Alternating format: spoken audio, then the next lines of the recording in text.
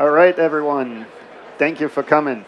So we're going to start 5 minutes early because I just have a lot of stuff to go through, a lot of cool stuff that Azure announces this year, especially Azure Storage.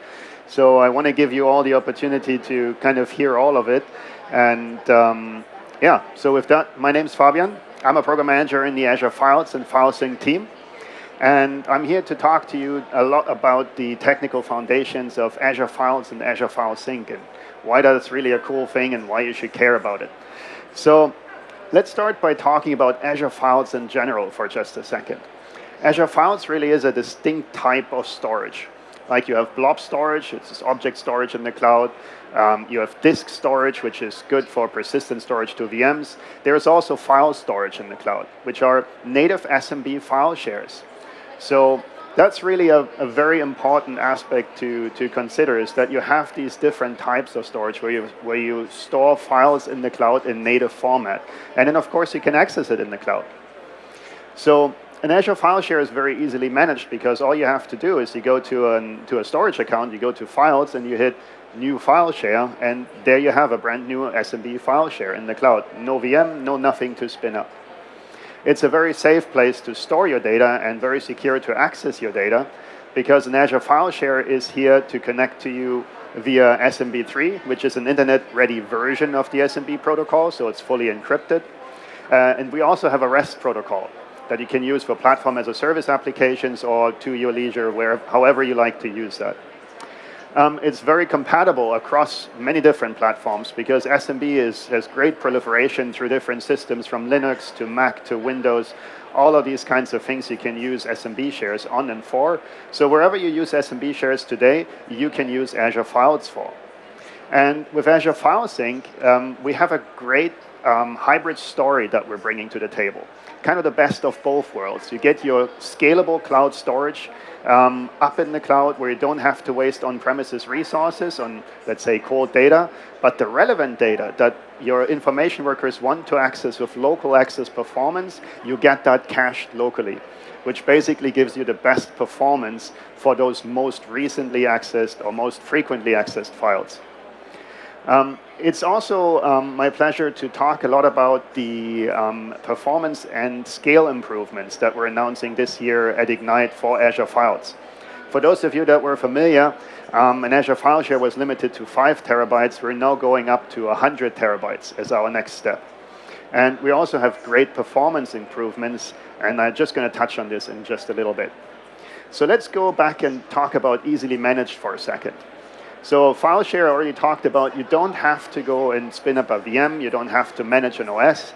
And by the way, Microsoft doesn't do that in the background for you. We don't spin up VMs. It's a native Azure multi-tenant service that runs on the same storage fabric as blobs does, as disks does.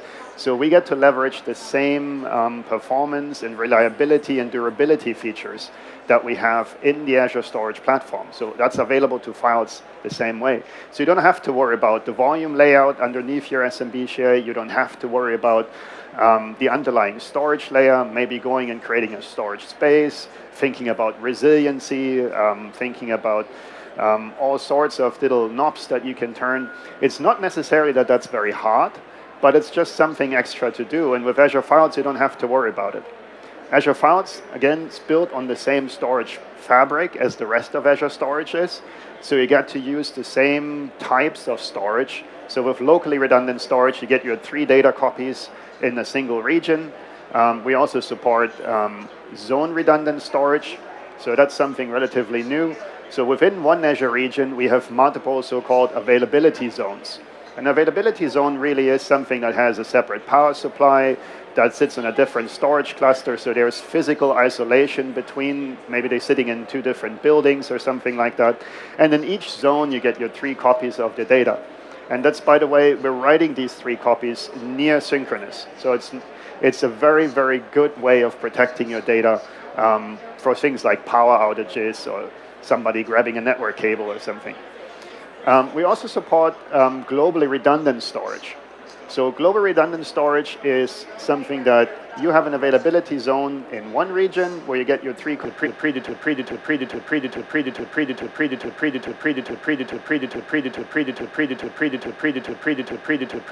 paired region to it, and we do an asynchronous replication mechanism over to that other region. So that's where you get your 3 copies over there. So very important here is that we get great durability numbers in our storage platform, and Azure Files shares in them.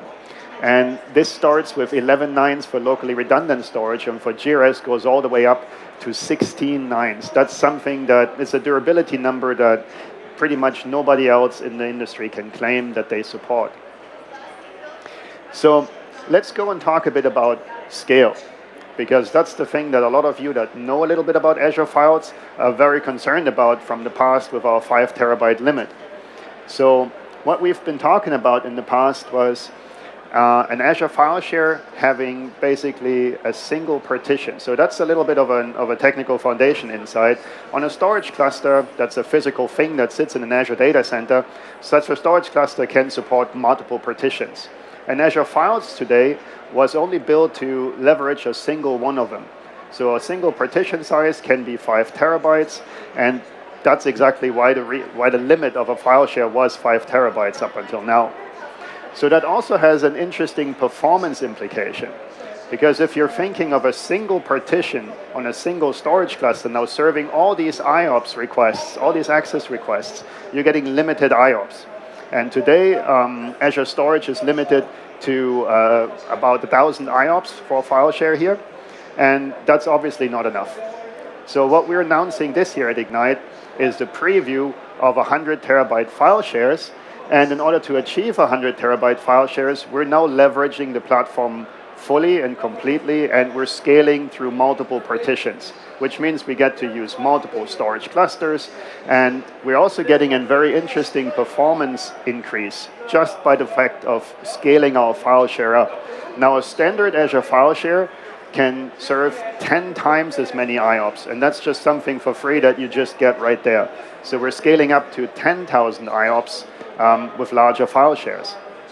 There also is another announcement that we're going to make, and I have a couple of sessions in the back of the slide, and I really encourage you to go to them because they have a bit of more time in a breakout session to really go through some of the better use cases for it. I'm just going to announce it real brief. We have a premium storage tier that we're adding to Azure Files. It's basically SSD-backed Azure file shares. And with those, we get another 10x performance improvement. And that gets us to a total of 100 times what we used to have right now at 100,000 IOPS for a single share. So very important that we have this scalability and also these performance improvements. So let's talk a bit about hybrid. Hybrid is a topic for Azure File Sync, brings the hybrid topic to the table. And with Azure File Sync, for those of you that know Azure File Sync, I'll keep it short, but I'll catch all of you up to kind of get a summary of what the value propositions of Azure File Sync really is. So you get the best of both worlds. You get to have your scalable cloud storage, and you have your on-premises cache for those most frequently accessed files, so you don't waste on-premises resources on cold data. So centralize your file services in Azure, cache in multiple locations, for fast local access performance. And of course, we have cloud-based backup integration, and with Azure File Sync, we also have a fast disaster recovery solution built right in. I'll walk you through the steps.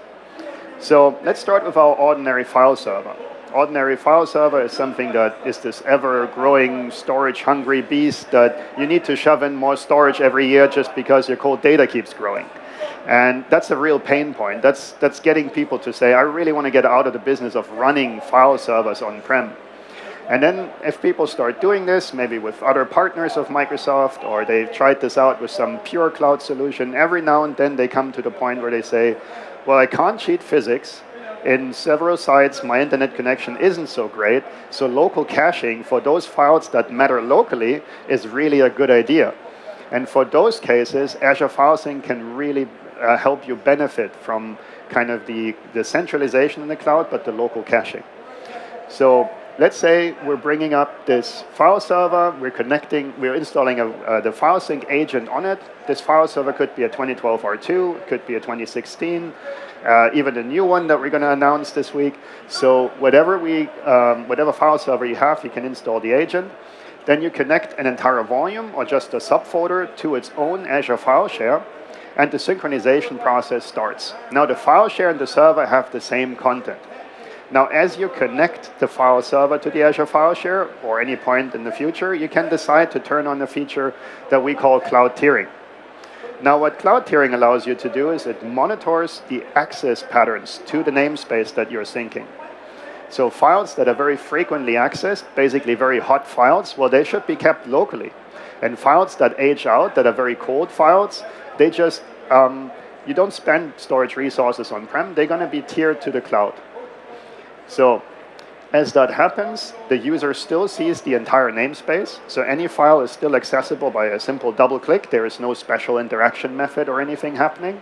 If we have the file local, we serve it with local access performance from local disk. If the user happens to access a cold file, that's no problem. Our file system filter driver transparently records that file from the Azure file share and serves it up in the request. And we're going to look in a little bit about how exactly we're doing that. We also have multi-site sync. I touched on that before, so you can connect your branch offices to the same set of files for all sorts of scenarios here. We also have we're also just talking about a file server, which means all of the things that you're doing on a file server, they're fully compatible with cloud tiering and sync. So if you have an SMB share, if you have an NFS share that you share out to your users, or you mount file shares from a file server as network drives to your users, you can continue to do that. A user wouldn't necessarily notice that it is different, that you're using Azure File Sync and cloud tiering in the background, other than when they're accessing a file that nobody usually accesses, that access takes a little bit longer. But for the majority, 99% of all the cases, your user is going to get the same performance because we're caching the file locally on the file server still. So nothing is different. We also have a feature called Rapid File Server Disaster Recovery. So let's say our caches here really don't have anything unique anymore. If I lose one of these caches, all I lost is a server image, and I have all the data still in the cloud.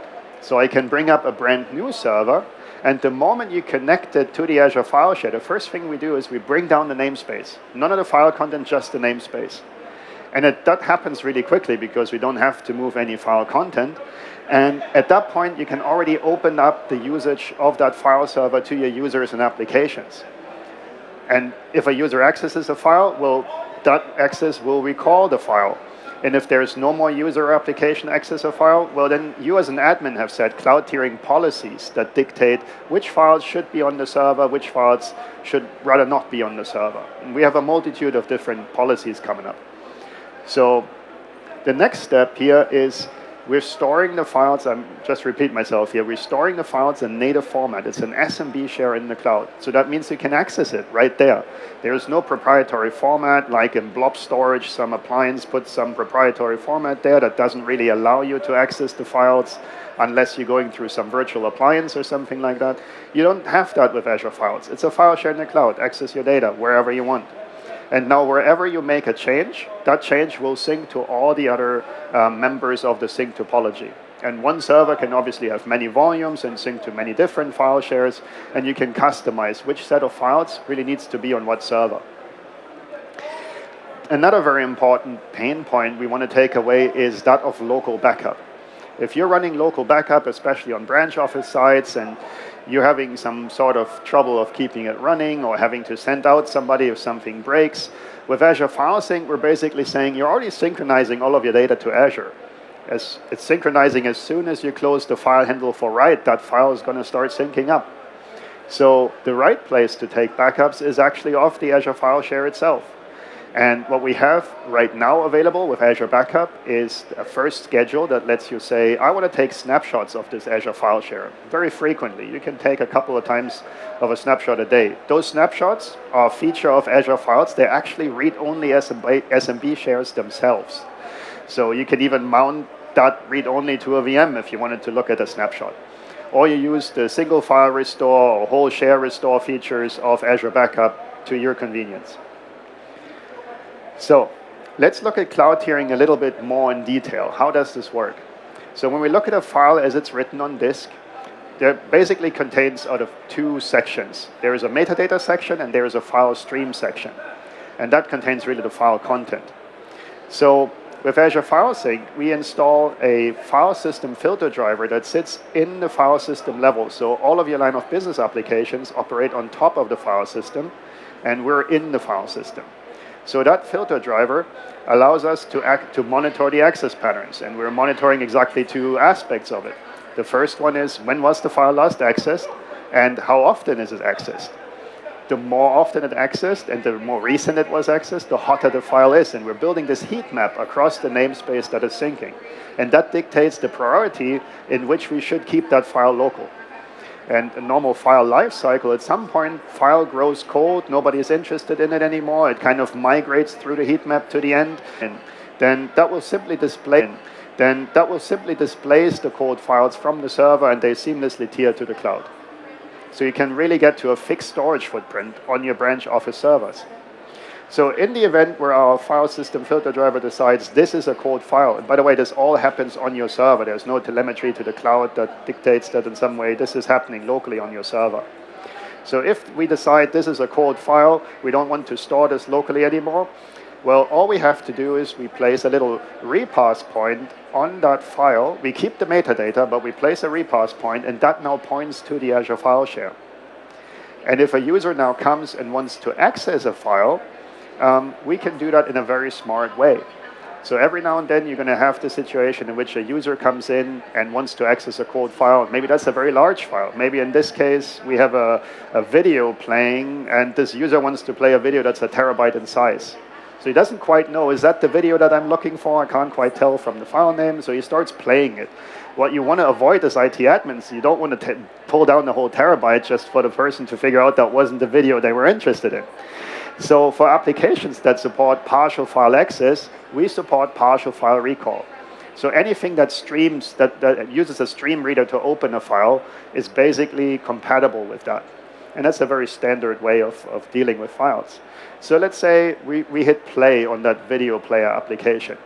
So this video player application starts streaming the file. And streaming really means accessing a certain range of the data stream. Wherever that playhead is, they're going to access a little bit before and a little bit more after. So that's the chunk that they want to play. That's the chunk that they recall from the file. So that's a very small part. And we can bring that down very quickly. Instead of the whole terabytes, we just bring down what the application requested. And the application can start playing the file. By the way, this also works with zip archives and any types of other, so I'm just picking video files as an example here. So as the application is accessing it, we recall the data seamlessly. The video just starts playing. If the user stops playing, well, we stop recalling any files, right? The user can go on to the next file, can do the same thing over again. And in the end, we only had to recall as much data as the user needed to play the videos to the point that they did. All right. So how do we tell that a file is actually a tiered file? So there are some very interesting attributes.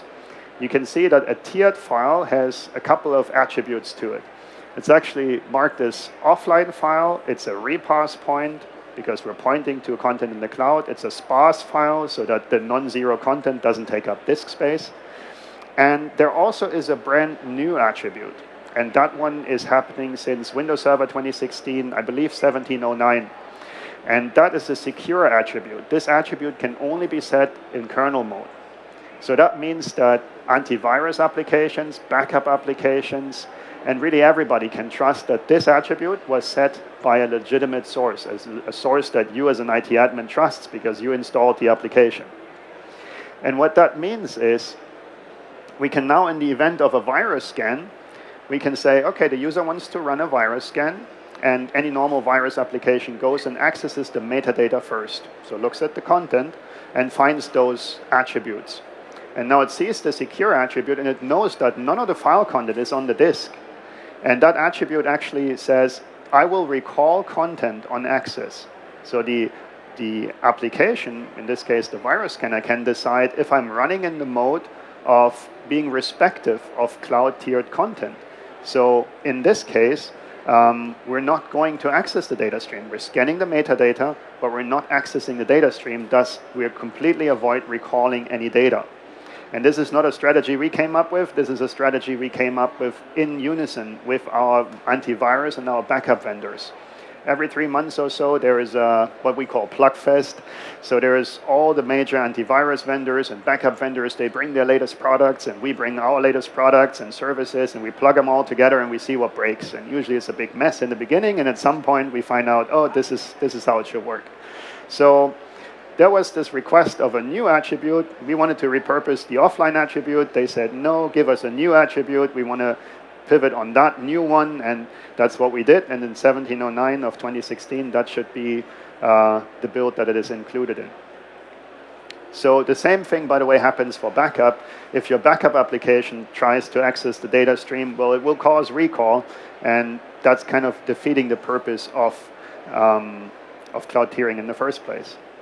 So let's look a little bit deeper at sync and how sync actually works, because there's a very important aspect I would like you to take home from here. So when we look at sync, we have our 3 components. We have the Azure File Sync service. So there's a storage sync service resource you deploy. And then there is the Azure File Share, where you store your content. That's in your storage account. And of course, that's your server. So let's say a user comes and changes a file. They open the file on the server locally. They change the file, hit save. File handle is closed. The moment that handle is closed, sync gets notified. We're leveraging the USN journal on NTFS that tells us this file just changed. So now our sync engine spins up a sync session, and it connects to the file sync service, to your resource, and it says, I have a file with a certain range that is different. Here's the timestamps, here's some metadata. And then the Azure File Sync service in the cloud says, oh, I know what the metadata of the file share is, and now I can say, should you upload that file, or do I need to download something else? Is that not a change we're interested in? In our scenario, of course, the server has the latest copy of the file, so the server needs to upload that file to the file share. And that's exactly the message that he'll get from the File Sync service. And then the server opens another connection directly to your Azure File Share using the REST interface. So very important to note here that Azure File Sync is not in the data path. Your server communicates to your Azure storage. We're only exchanging metadata about what we call change vectors, about versions of files and where they are supposed to be. And you can imagine that gets tricky when we're talking about 50 server endpoints in this. So this is really an orchestration service versus data is always moving directly between your server and your Azure File Share. So that becomes interesting when we look at end-to-end encryption. So of course, the file sync protocol itself, even though we're just exchanging metadata, that's secured, it's SSL. There is no question that we secure that. In the cloud, the metadata that we do store is properly isolated. It is, of course, encrypted at rest, and we have ISO certification that kind of proves to you as our customers that we're doing this in a legitimate and in a professional way that you can trust. We're doing the right thing, and we get our frequent audits and all of that kind of stuff. So in the Azure File Share, you control the encryption, because it could be your encryption key, it could be a Microsoft managed key. Every file share is encrypted by default, but if you want to swap that over to your own managed keys, go ahead, do it. We have Key Vault, easy to do. And then last but not least, file rest, of course, is a secure protocol. So that is encrypted in transit.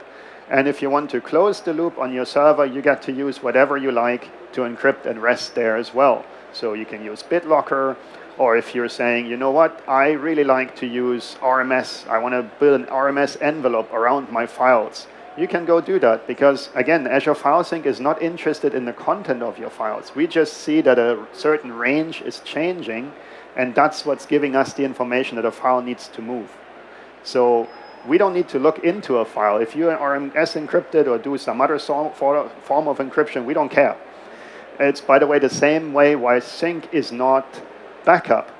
even if I'm syncing a file to an Azure file share, if you corrupt the file, we're happily syncing your corruption because we have no idea that that just happened.